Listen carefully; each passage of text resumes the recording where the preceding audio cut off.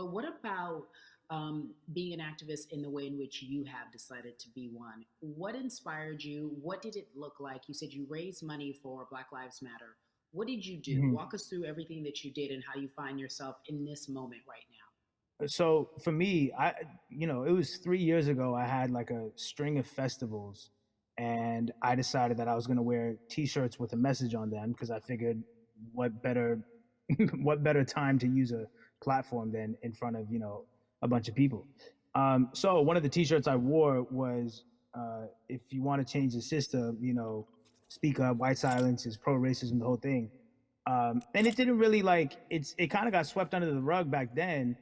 But when all this stuff started happening again, and it's been happening, the police brutality against innocent black people, I was like, man, I'm not the biggest artist in the world, and I certainly don't have the most white fans in the world, but I got a good amount of people that I can definitely mobilize and turn into some money. And I know they're down for the cause because it's merch, it's a good thing. And I've always been outspoken anyway, And so, how am I going to be in black culture and not be outspoken about racism? And then I got to ask you this because you grew up in Atlanta, so that gives you a heads Mhm. up, depending for so many people, because you're in the crux of that beautiful black city where there are so many wonderful black leaders, home of so much great music and things that speak to our culture right now.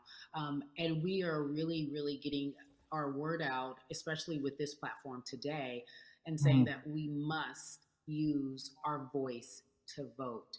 Talk to me about what the importance of voting for you in this upcoming election. Yeah, so full transparency, I had never voted before, ever.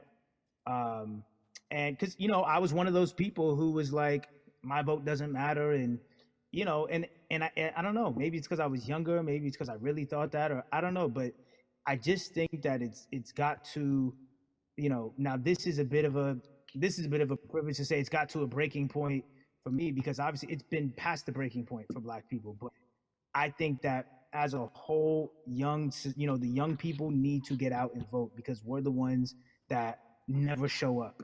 You know what I mean? We never show up to vote, but we're the future. So it's like, look, we got to go out there and vote, and then whatever happens, happens. But at least we did our part. You got to do your You part. know, you're very candid in saying that you just decided to vote, and I think there's a beautiful irony in the fact that you have your